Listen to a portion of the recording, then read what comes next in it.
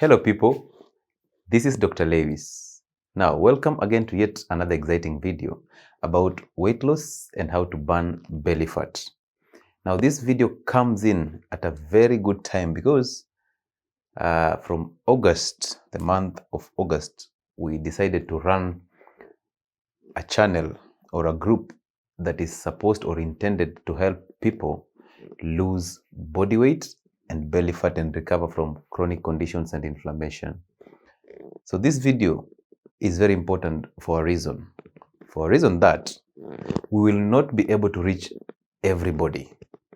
And we've decided to put some of this information in a video so that it helps you who are not part of that group.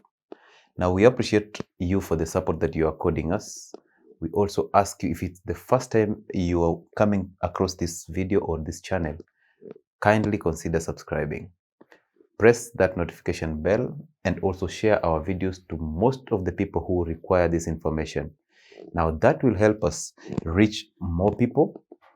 That will also help us reach you every time we have a brilliant health idea. And that makes you part of us, and also it motivates us to even do better. So welcome to this video about weight loss and burning belly fat. Now, before we get deeper into this video, I want you to understand the simple concepts around weight loss. So how does it happen? Number one, you have to understand how the body spends energy. So before you start losing weight, you need to understand that you need to spend energy and your body needs to burn fat to give you energy. Number two, that this process is strictly hormonal. Yes, some of you will tell us about exercise and how you lost weight by just exercising. However, exercise plays 15% of the role in weight loss. 90% of this, basically 80 to 90% of this, comes from diet and balancing and regulating your hormones. Now, the hormones that are most importantly involved in weight loss, or the hormones that are causing you not to lose that belly fat, are basically insulin, growth hormone, and cortisol. Now, a high amount of insulin in your system will come as a result of your consumption of carbohydrates. So if you have high amounts of insulin, even without eating, that is hyperinsulinemia, you will never burn that fat because insulin prevents you from burning body fat. Now, again, a high amount of growth hormone, that is what we need, because if your growth hormone goes up, we will start to burn fat. And that's the reason why we get involved in prolonged periodic fasting, because fasting improves or grows your growth hormone. And once you do that, then you start burning fat, because growth hormone is the hormone that is involved in burning fat. Another hormone is cortisol. So you want to keep your cortisol levels at minimum, just like insulin, because if you have stress, that's the time you produce cortisol to help you fight through that stress. Now, an increase in cortisol hormone will automatically cause an increase in insulin hormone. The two will now stop you from burning fat and therefore will not lose weight. So you need to keep the two at low and then you keep growth hormone at high. Now, there are two groups of people in this. One are those people who are metabolically healthy, so those who have good metabolic health, and those who are metabolically challenged, or the poor people with metabolic health. So at the poor level, if you're poor metabolically, that means you're obese or you're extremely overweight. So there are things that you can do to help you lose weight, which are contrary to the things that people who have good metabolic health can do. Number one, here you are obese already. And if you're obese, that tells you you've been consuming a lot of carbohydrates and your extent of insulin is super high, even without eating. Now, that tells you you are a carbohydrate dependent person. So if you are at carb dependent, that means your body does not know how to burn fat. It only relies on burning the carbohydrate that is coming in through the diet. So if you are carbohydrate dependent and you're obese, there is no need for you going to the gym and start doing anaerobic exercises that will cause you puffing and panting. So you need exercises that will increase your heart rate, so that heart rate causes an increase in the growth hormone. And once you have growth hormone, you start to burn fat. Now, also you need to go on a zero carbohydrate diet. So for these people who are obese and overweight, your major challenge is the addiction that comes with carbohydrate intake. So if you're addicted to carbohydrates because you're carb dependent, then you'll have a challenge in losing weight. So what we want you to do is want you to go to on a zero carb diet, which basically is the clean keto, protein, high animal fat, and vegetable diet, which is low in carbohydrate, high in water, and less addictive. Now, once you do that, then automatically you start to lose weight because you start to balance your insulin levels. So obesity will you into eating zero carb diets and then aerobic exercises in the gym, like walking, like skipping a rope, like just simple jogging. Those are the exercises that you require if you're obese. Do not go on a treadmill and run for 30 minutes because your upper body is already heavier than your lower body, so you'll start exerting pressure on your joints. That will mean you'll get into arthritis and you'll start hurting your joints. You will never go back to that gym. So concentrate on balancing the hormones more than spending the energy through exercise. Group number 2 is those who are good. These are the people who have good metabolic health and they are lean. So already they have low body fat. They have started showing those contours. They're lean and maybe they want to just build some muscle and stuff and strength. These people are very flexible with carbohydrates because that's the reason why here we can advise you to consume complex carbohydrates. Okay. However, carbohydrates are not necessary in your diet. If you can go on a carb-free diet, please do. However, these people are flexible and these are the people who will convince you that consuming carbohydrate is not a problem. Remember, they have different goals because for them, metabolically, they're already well. So they can consume carbohydrate and go to the gym, work it out because they're doing anaerobic exercises. These that require burning a lot of fat and then giving you also burning glycogen to give you lactic acid, which is a stressful condition, but a good stressful condition. So once they do an aerobic exercise, then they don't have any challenge of burning the carb that is coming in. And also remember, complex carbohydrates will not lead you into that carbohydrate addiction. So for them, they are flexible with carbohydrate. And then the most important part is that they are fat adapted, which means they combine fasting, exercise, and diets to get them to a state of the body where the body has understood the basics of burning fat. So the body is no longer dependent on carbohydrate intake. But if they stop carbohydrate intake during fasting or during a healthy keto, then their bodies start to burn fat. So once they burn this fat, then they still survive. So those two people are quite different on the extreme ends, okay? So you need to understand where you lie. If you're extremely obese and overweight, and if you're lean and a little overweight, then you have to lie on this and rely on this. Now, what are the reasons why we want to lose weight? What is the aim of you losing weight? So you must have a goal. Before you even start the weight loss journey, you must have a goal of losing that weight to a certain amount, and that goal has to be reasonable. So you need a time frame, and then you need the amount of weight you need to lose. So you can set a target like I want to lose 15 kgs in 3 months. Then the goal does not end there. The goal will still continue. After you've lost those 15 kgs, what next? This is the problem. Most people, when you lose that weight, you'll go back to eating all those bad foods and then gain double the weight that you lost. The reason for that is you need information and you need goals. You need to set goals. And once you smash that goal, you finish 15 kilograms, shed 15 kilograms, what next? How do I maintain this, or how do I even lose more? So you set another goal. So some of the weight loss goals that you need, because I know most people want to lose weight because they want to look good, they want to feel good, so for the self-esteem, and also to look presentable and very confident in themselves. But above all, optimum health and recover from insulin resistance and metabolic syndrome. These are the two major goals for you losing that weight. You want to recover from insulin resistance, you want to recover from that chronic condition that you have, diabetes, hypertension, cancer, obesity, hyperlipidemia, and all that. And then you want to throw those drugs in the bin. So you need to optimum health, you also need to recover from this. Then above all, of course, the feeling good and looking good, those are just the basics one and the goals that most people go for. Then you need a strong brain, because remember, when you're obese, you have high levels of insulin and you also have high amounts of glucose in your system. That tells you, remember, your brain does not like glucose as much as we think it does. The brain will appreciate more ketone bodies because these are the healthy energy sources. So once you give it too much glucose, one, higher glucose in your blood can cause you even comas and fainting. You won't even die. It starts to kill your kidneys and your brain. So you get that mental fogging, that forgetfulness. So you lose the memory. We don't want that. So we want you to develop a strong mind through low glucose levels, high ketones, and also through fasting. Because once you fast and once you start to understand the entire process, you develop a strong will, which is very important for you. So you develop a very good and strong brain. Then above all, protect your adrenals. Those glands that are on top of your kidneys that help you regulate other hormones like adrenaline, like the cortisol that we just mentioned. These are the hormones that are produced by the adrenals. So you don't want to get into so much exercise, because a lot of exercise will boost cortisol because you are giving your body stress. And once you get that stress, then of course you get into high cortisol levels. And high cortisol, as I mentioned, will increase your insulin, and then you'll never burn that fat, because these are two of the hormones that push glucose into the cells and not burn the fat. So if you have high cortisol in your system, you'll automatically have high cortisol in your system, and that will cause you an increase in insulin, so you'll never burn that fat and you'll never lose that weight. Now, therefore, how do we start burning this fat? How frequent or how quick can I burn this body fat?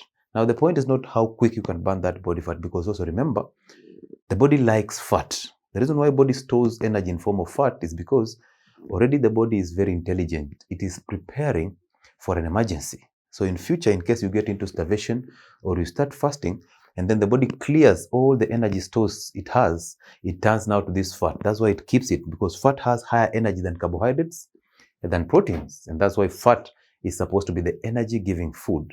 So fat has like double the kilocalories of energy that are given by carbohydrates and even by the protein.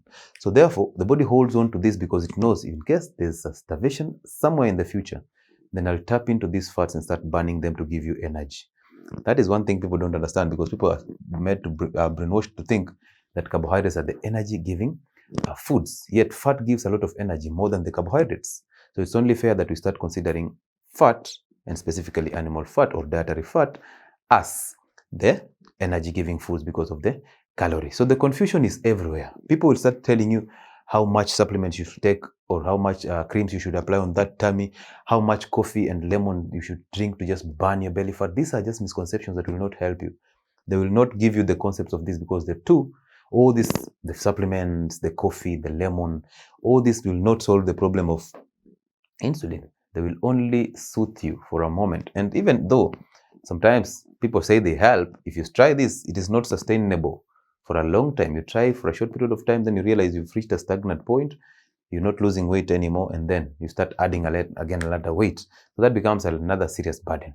So it is a little challenging, because people think of how much, am I eating too much, because why am I having this body fat even though I'm eating very minimal, but I'm eating at frequent intervals.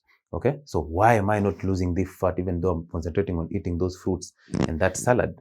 So all this misconception is bringing a lot of issues in weight loss, and that's the reason why we find it awesome to talk about this video. Okay, so if you are part of those people who want to lose weight, please concentrate on hormonal rather than spending the energy if you're already obese.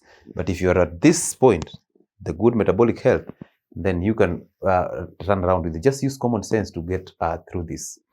Okay, so the basics here are, number one, if you reach a point where you have lost weight and you're not losing anymore, there must be something causing you this stagnation. And one has to be, are you taking in more, or is your supply more than the demand or the need? So are you eating so much fat, or are you eating so much carbohydrate, yet at the same time you're trying to burn it? So if you're having an external supplementation of energy, then of course you'll not burn that fat. So even though you're trying to you're trying to lead a healthy life, maybe you're consuming a lot of healthy foods, but you've reached a point it's stagnant, then therefore start to understand maybe you're putting in so much. Because also remember, dietary fat can stop you from burning fat, as we'll see in the video. So if you're taking in more than you're burning, than the need of the body, then of course the body turns to breaking in what you're bringing in, and then keep on storing the fat. And then number two, is there any other alternative for fuel? Like for instance, if you've stopped taking carbohydrates, what is the next alternative for fuel for the body? Is it glycogen? Is it fat? So what are the storage amounts of glycogen, or what is the amount of fat that you're consuming, so that the body can turn to that? Now remember that the body has a sequence of burning these foods. Body starts with carbohydrates. So anytime you eat dietary carbohydrates, specifically the processed and simple carbohydrates, they're absorbed faster, and the body turns to that because carbohydrates are the easiest to break down and to burn. Why? They don't require a lot of energy, and they're just easy. Like glucose is absorbed so quick in conjunction with alcohol and water and salt. Those are the things that are absorbed so fast. So carbohydrates, when the body wants to take glucose to convert it into ATP and give you the energy for the brain, it will obviously turn to carbohydrates because it's the easiest way. The body doesn't like to spend energy on burning foods. So it will take the glucose, and also the glucose will give it a feel-good effect by giving it dopamine. So a reward system that makes you so addicted to carbohydrates.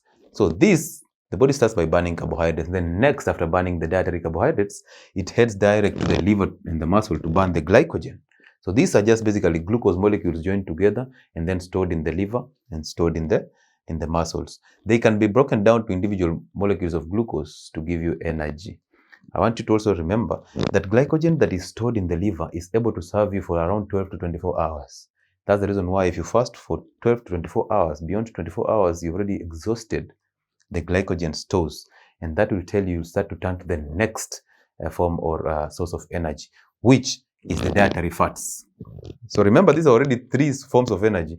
So if you're eating carbohydrates every other day, then of course your levels of glucose in blood are high, your levels of glycogen in the liver are going high, and dietary fats, possibly if you're eating animal fat also, you have another source of energy. So you're having these 3, and you're wondering why you cannot burn the fat from the body. That tells you you're giving the body alternative sources of energy. So the body doesn't require to burn body fat. Now, once you clear the dietary fats, which are just suspended and hanging out in blood and in the system, then now you go to burning the body fat. So the body fat comes as the last option to be burned and to produce energy. And the reason that is because, as I already told you, that this is being stored to preserve energy in case you starve in future. So the body holds on to this fat as the price. So that is the last part to burn. So therefore, if you want to lose weight or that belly fat, you need to make sure that these ones are in check. Once you've cleared these ones, then now the body gets into fat adapted. Now that fat adapted state, you've created a state. Once you've created that state of fat adapted, now the body starts to burn fat. Okay, that's the reason why healthy keto, fasting, then the 2 will clear this. Once they clear this, then definitely you start to burn fat. And once you go into fat adapted, those cravings disappear, that hunger starts to disappear, and your body turns automatically to this fat as energy machinery to just give you ketone bodies. Remember also, fat can be turned into glycerol and then glucose. However, fat during ketosis is turned into ketone bodies, and these ketone bodies are the best energy sources of the body and the brain. Also, cancer cells don't know how to utilize ketone bodies. And therefore, if you supply your cancer cells with ketone bodies through fasting, those cells start to die, and that's how tumors start to shrink. That's how you start to kill your cancer. So that is the basic. Therefore, we need to create a state where the body's need for energy does not create you an increased appetite. This is one reason why exercise can be problematic when you're trying to lose weight, because most people, you'll go out, work out so hard, and then you cause your body to go into a low energy level, and that will cause you to crave for carbohydrates so that you can just top up that. So you will compensate through eating a lot of food after the gym. That's the mistake most people who go to the gym do. They think just because you've worked out, now it's time for you to compensate by eating a lot. So you need to create a state where there is caloric deficit, but it doesn't cause you an increased appetite. Then also give the body one reason or major reasons to just start burning the fat. So basically deny it carbohydrate intake, reduce the amount of the interval under which you're eating, so that the body knows it's time for me to start burning these fats and start helping you to lose weight. Because remember, there's a lot of weight and toxins that are coming with these fats, but there's also a lot of energy that is coming with that. So once the body starts to burn it, then you become safe. So how do you do that? You combine the 3. 0 carbohydrate diet. If you totally intend to lose that weight as quickly as possible, you need to go on a 0 carb diet, which is a healthy keto, so that you can lower your insulin. And then put in an exercise. But on the exercise, make sure the exercise is not as much as possible to hurt your body, to cause stress, or to increase your appetite, so that you get into eating so much to compensate, and that will be 0 work. Now, once you combine these 3, you make sure that you do them at once. You don't start on a carb-free diet and then later on start to exercise. If you want to do it, just go straight into it. Make sure you're exercising a little bit, just jogging on the spot. Lower your insulin through possibly a fast 8-hour gap between your meals, and then go to a 0 carbs diet. Once you do that, and then you attain a certain state where the body will start to burn fat. Again, remember, there are 2 ways in which the body burns fat. One is basal metabolic rate.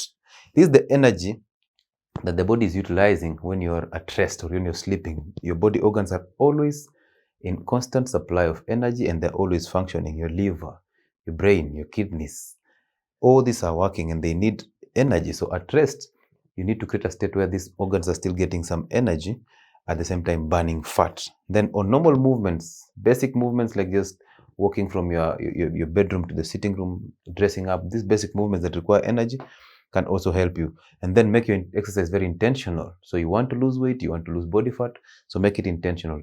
At least even if it's 20 minutes every day of just simple exercises to increase your heart rate so that they can increase your growth hormone. Those are enough to start helping you to achieve your goals. Don't eat as you exercise. Those people who just turn on a television, put on a YouTube channel, start seeing people working out, and then as you watch, you try to practice out, you're busy taking a lot of water, you're busy eating those snacks.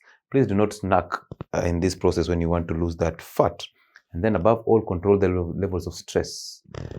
You need a stress-free life when you're trying to work on this. Minimize the stress as much as possible because, as we mentioned earlier, stress will increase your cortisol levels, and cortisol will increase your insulin levels. Once you do that, then of course, insulin is basically it stores fat. It's an anti-lipolytic hormone.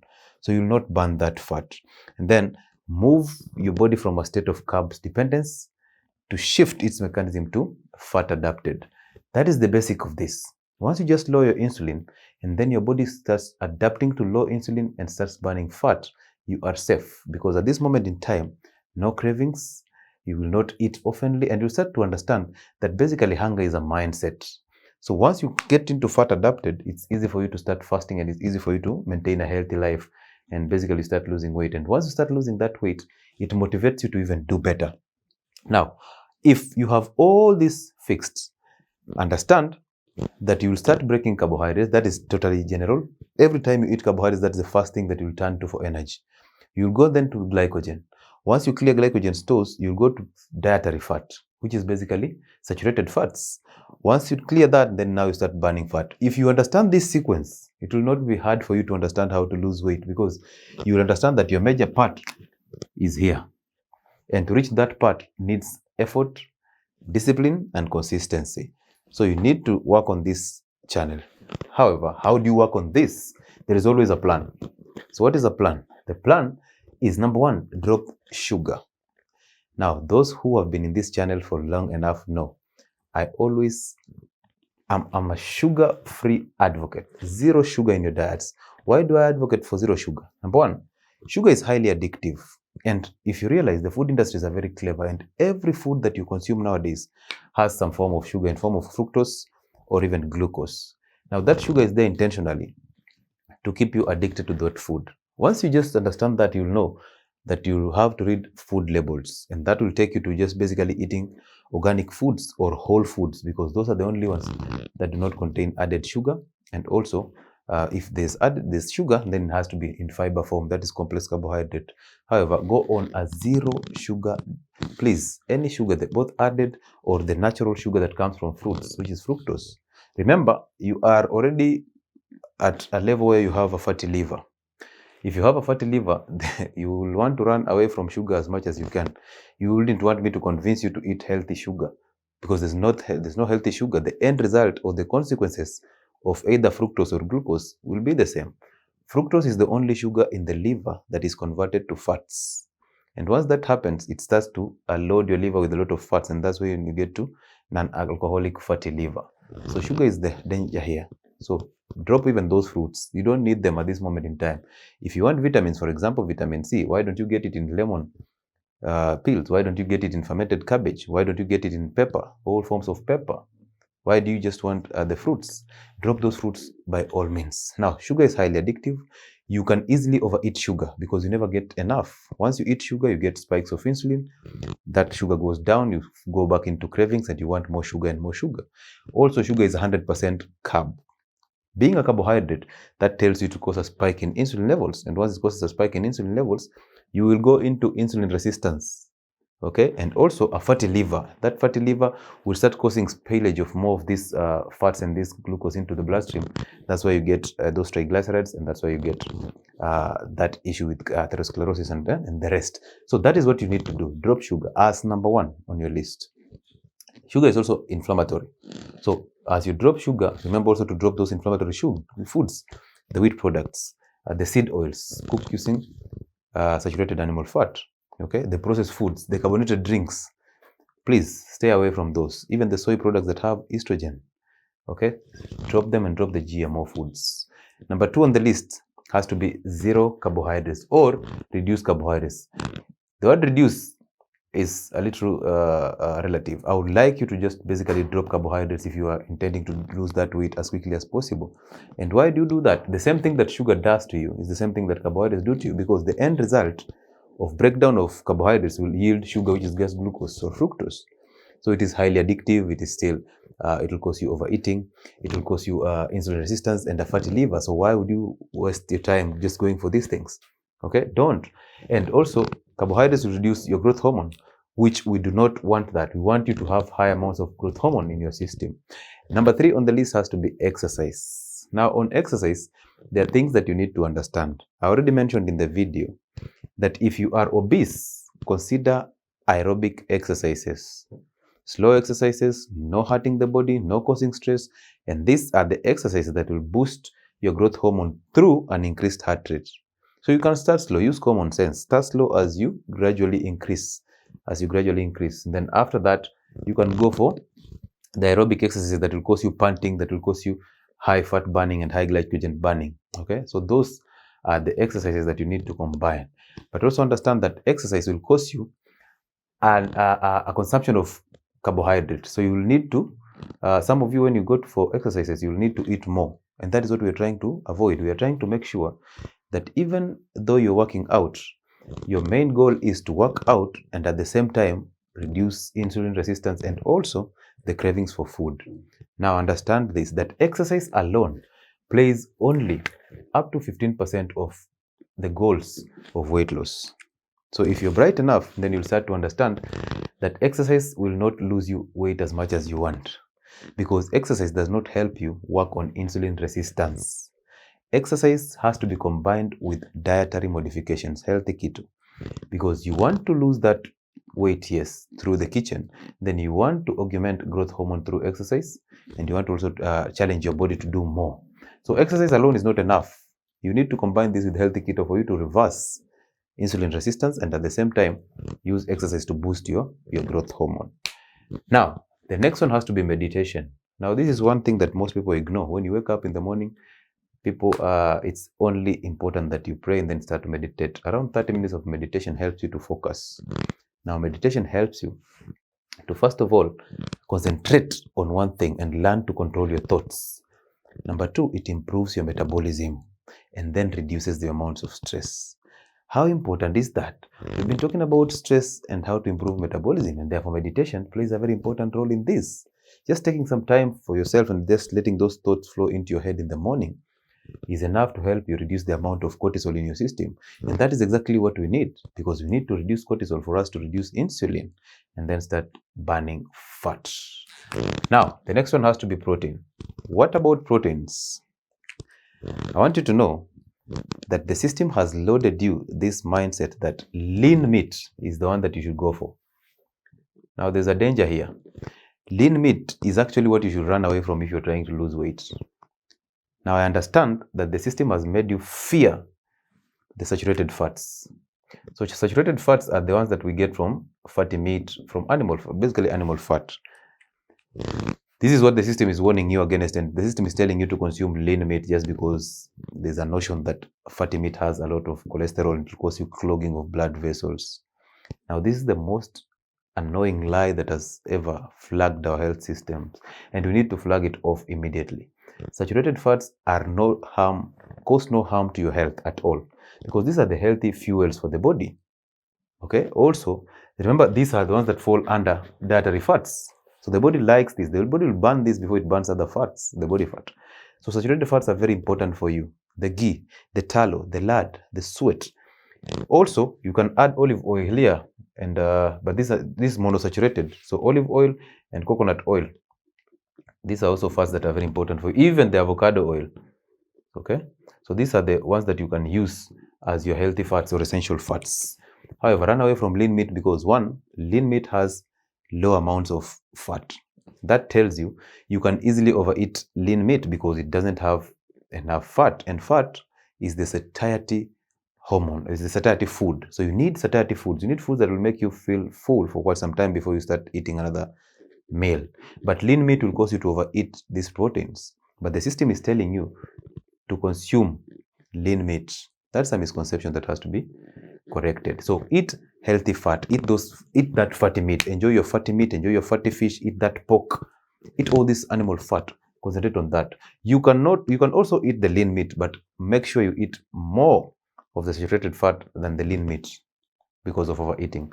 Again, proteins are glycemic foods, rather glycogenic foods, which means you can break down protein to get glucose.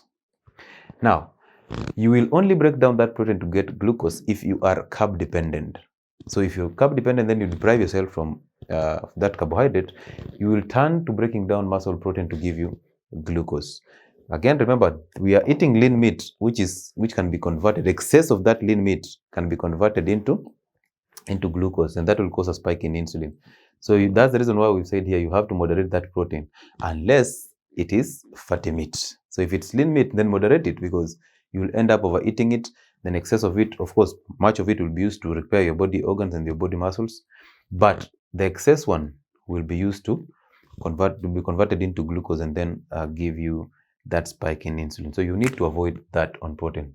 Get that point clearly. Then the next one has to be ketogenesis. So what is ketogenesis, or what is ketosis?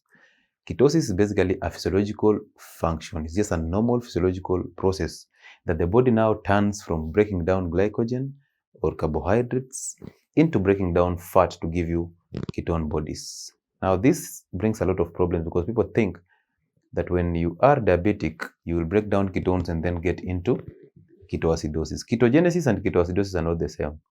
Ketogenesis is basically a normal way of tapping into fat to create alternative energy for the body. Remember, the body has low carbohydrates and low glycogen. Therefore, the body now turns to ketones or to fat to break it down to get ketone bodies. But ketoacidosis, you already have a high amount of glucose in your system because of hyperinsulinemia, and then you still have high amount of ketone bodies because of the counter-regulatory hormones. Once you have the two going up, then of course you get into ketoacidosis, and that is a life-threatening condition. So ketosis is just a normal process of the body breaking down fat to give you healthy ketone bodies, which are good for your brain and your cells. So that is it. So for you to achieve ketogenesis, then definitely you have to fast beyond 24 hours, because once you reach 24 hours of fasting, you're breaking down glycogen. Then once you clear glycogen stores, then the body turns to basically dietary fats. Once you break down dietary fats and you clear the stores, now you turn to the fat, that pot belly, that fat in the thighs, that cellulite. You start breaking it down. And then once you break it down, because insulin levels are extremely low, when you burn that fat, and then you get the ketone bodies. So this is a very good way of achieving your journey to weight loss. Again, during ketogenesis, there's a process called autophagy, where your body does this cleansing. You've realized that most people, when they lose weight through inappropriate means, they will get to a place where they have sagging skin. Once they have sagging skin, they also have those stretch marks. And this is because you took the shortcut to losing weight. Please do not buy those supplements. Do not buy that cream. Do not go for that surgery, because those gastric bypass surgeries will give you vitamin B12 deficiency. Most of you will come with those tongue, the splitting tongue, the patches on the tongue, a lot of confusion and muscle wasting, and those numbness because of vitamin B12 deficiency, because you've reduced the amount of stomach acid. And once you reduce the amount of stomach acid and the quantity of food that you're taking in, therefore the amount of vitamin B12 that is coming from diet is reduced. And then of course, HCl that tears up those proteins to give you vitamin B12 is also reduced. So you'll get into vitamin B12 deficiency. Do not go for gastric bypass surgeries. Do not go for any surgery for weight loss. You can lose weight through dietary modifications and fasting. And this is a healthy way. So when you get to autophagy, the body starts to clean these cells. All the debris that in the cells are cleansed and turned into energy. The proteins that in the cells that are not functional, those organelles that are dead and just there wasting a lot of space in the cells, are turned into energy. That's the reason why you will lose weight in a healthy way. You lose weight in a healthy way. You will not have that sagging skin. You will not have that sagging belly. And then you will not have issues with stretch marks. This is also for those women who have just given birth and they're afraid of that accumulation of that fat on your stomach or on your tummy. If you go through this way of fasting, then automatically you will burn that fat in a healthy way and you'll start having that flat tummy. Then the last one has to be fasting. Of course, as I explained ketogenesis, then fasting was playing part of that. So fasting is the most important one, because beyond 72 hours, everybody goes into fat adapted and leaves carbohydrate dependence. So beyond 72 hours of fasting, you will get all the results that you want. It will be very energetic. You rejuvenate your brain at the same time. You rejuvenate your organs. Inflammation will disappear. And part of inflammatory, part of the inflammatory tissues are the fat cells. So